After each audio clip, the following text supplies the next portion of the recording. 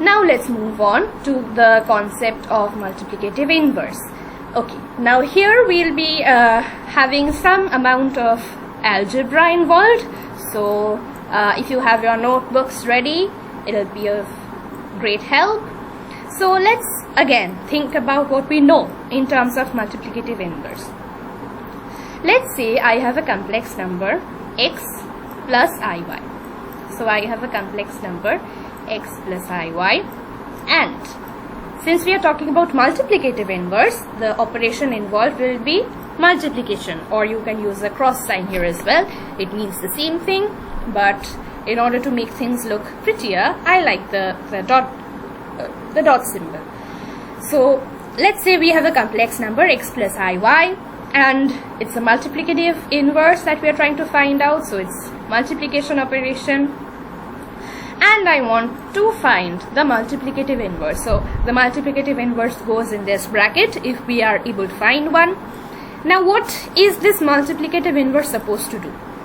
The multiplicative inverse is a complex number depending on the complex number that you have chosen. So this multiplicative inverse is not unique. So let me first write that down. This multiplicative inverse is not unique. Why is this not unique? Because it depends on the complex number that you have chosen. Okay, this multiplicative inverse depends on the complex number you have chosen. So if I talk about normal multiplication in normal algebra, when we have a number a, the multiplicative inverse of that is 1 by a, right? So it depends on what number I have chosen, and why is it a multiplicative inverse over here as well? It's a multiplicative inverse. Why is that? So because if I multiply these two, so it's a multiplicative inverse, so if I multiply these two, I get 1. What is so special about 1? This is the multiplicative identity under normal multiplication. So the job of a multiplicative inverse is to ensure that when I multiply the multiplicative inverse to this number, it should return me the multiplicative identity. That is why we do multiplicative identity before we do multiplicative inverse. So I need to multiply a number over here such that the product is multiplicative identity 1 plus 0i. So now let's say I still don't know what that number will be. So let's say I represent that number. I'll be solving a couple of equations to find out the value.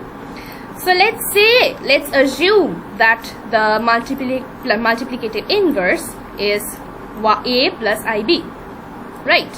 Why did I put a 0 point here? I don't know. Okay, so let's assume that our multiplicative inverse is a plus ib. So I know x plus iy into a plus ib should give me the result 1 plus 0i. Right. So now I know how multiplication works in complex numbers, so that is what I'll be doing.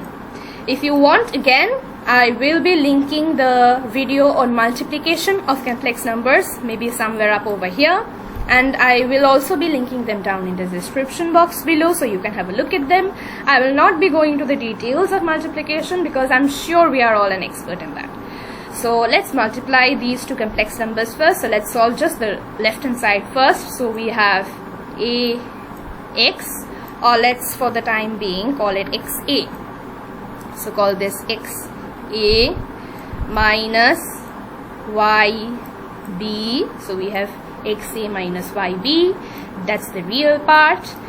Then I separate out the imaginary part. That gives me xb. That gives me xb plus that gives me xb plus ya. Okay, so I have the product of the complex number xa minus yb, and then I have as the imaginary part xb plus ya, and that should equal our multiplicative identity, that's 1 plus 0i. Now, if I look at this expression properly, this is the real part and this is the imaginary part. We have a similar distribution in this side as well. So what we can do is we can compare these two sides. So this is the real part on the left hand side. So we have the real part on the left hand side and we have the real part on the right hand side.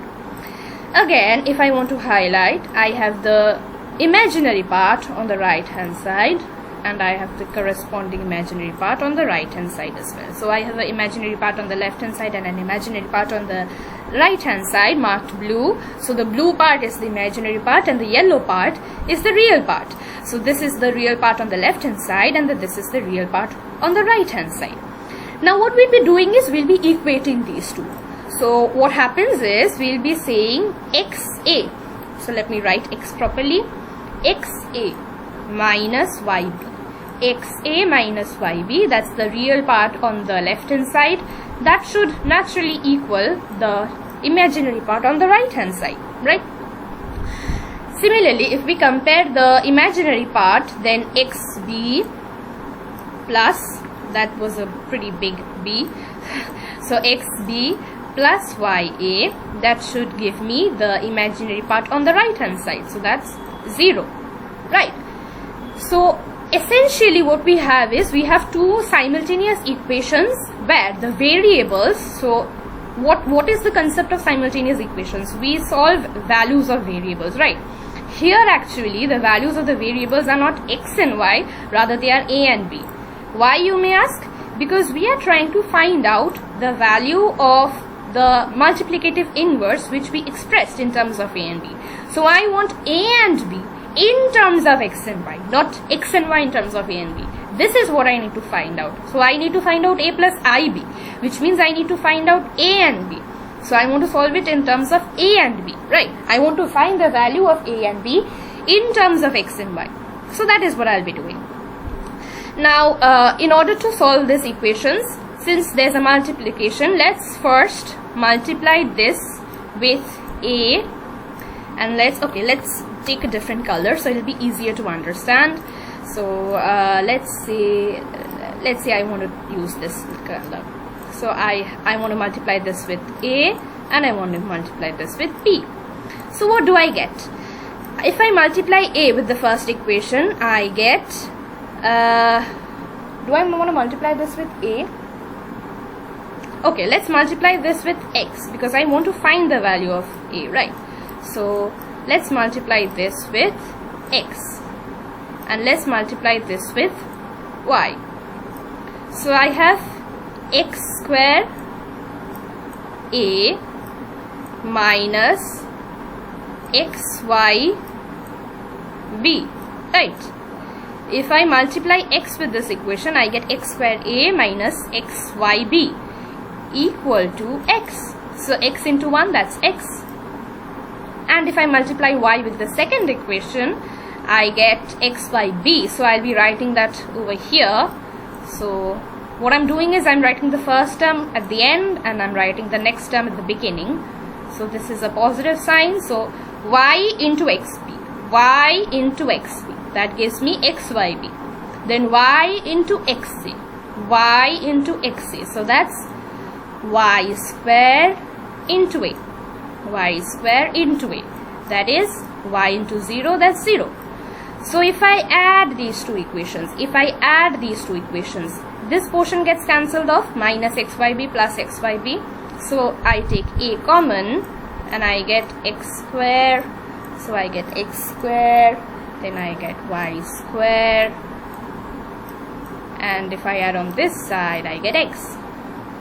So if I want to express a in terms of x and y, what do I get? I get a equal to x by x square plus y square, right? I get a equal to x by x square plus y square. So that is the first expression that I have. This is the first expression that I have. Now let's take the color red, and now instead of multiplying them with x, I'll be multiplying the first equation with y. So I'll be multiplying the first equation with y and I'll be multiplying the second equation with x. So I'll be doing the reverse now. So I'll be multiplying the first equation with y and I'll be multiplying the second equation with x. So what happens? xa into y, xa into y. So that gives me xya, that gives me xya. Then going back to the equation, y into yb, y into yb, that gives me y square b, that gives me y square b. Then I had y into 1, so that was y. So let me check, y into 1, y into 1, that gives me y. Now we'll be multiplying x with the next equation. So I have xb into x, xb into x, that's x square b. Now I will be writing that again in the reverse order. So I have x square b, again with a positive sign. And what's the next expression? The next term is xya, xya. So I'll be writing xya, right? And this will again be 0 because it's x into 0. So it's x into 0. Now what I'll be doing is I'll be subtracting one equation from the other. So what I'll be doing is I'll be subtracting first equation. I'll be subtracting the second equation from the first equation. So I put a minus sign here and put a minus sign here. It's no use putting minus sign here, but I still do that. So xya and xya gets cancelled. I can take minus b from the other two expressions and I get x square plus y square in the bracket. So I get x square plus y square in the bracket. And on the other side I get y minus 0, which is simply y. So what do I get as the expression of b? As the expression of b, I get minus. So I take minus on the other hand side, minus y by x square plus y square. So I get minus y by x square plus y square. So this is the expression for b square, expression for b, right? So I have the expression for a and I have the expression for b. So what do I have in place of a plus ib? So I have a plus ib is equal to a. A was x by x square plus y square. A was x square plus y square. B was minus y by x square plus y square. B was minus y by x square plus y square. And don't forget about the I. We usually forget about the I, so we will not forget about I, and we put a little I over here. So this is the expression for the for the multiplicative inverse. So it depends on the value that of the original expression that we had taken. So x plus xa minus yb, sorry, not xa minus yb, x plus iy. This is the complex number that we had chosen. So the multiplicative inverse of this complex number is this complex number, right? So if I want to write that down, this number, if I want this in the color red, because I had chosen the original complex number in red, so this number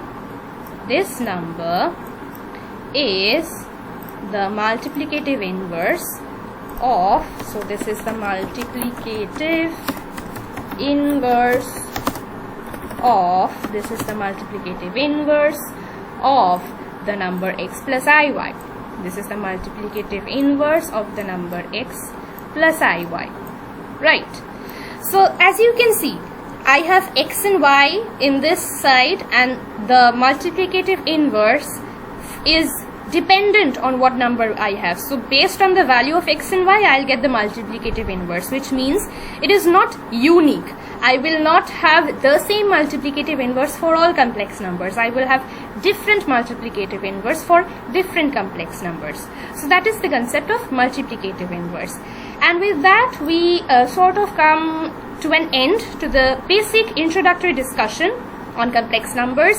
Now knowledge has no limit. You can always find out something or the other that is not a part of this section. We will as time goes by, we will look into detailed topics under complex numbers, but this sort of completes the basic knowledge of complex numbers. So if anybody asks you, hey, do you know about complex numbers, you will safely be able to say that yes, I know the basics of complex numbers. And with that, we come to an end of the series of videos on complex numbers. If you like this video, please like the video. If you want any other video to be or any other topic to be covered, please write them down in the description box below. I will be replying to your comment. I'm pretty sure I'll be replying to your content. It might take a couple of days, but I will be doing that. And do share the video if you like this video, and if you think it might help you, your friends, your students, anybody that you want to see this video.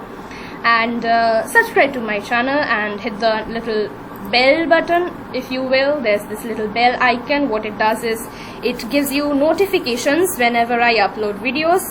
Usually I upload videos every Thursday, 12 p.m. IST, but if you are not alright with the timing, they will give you notification. The YouTube setup will give you a notification if you hit that bell button, so that's always cool. And with that, we come to another end of another series, and see you again next week.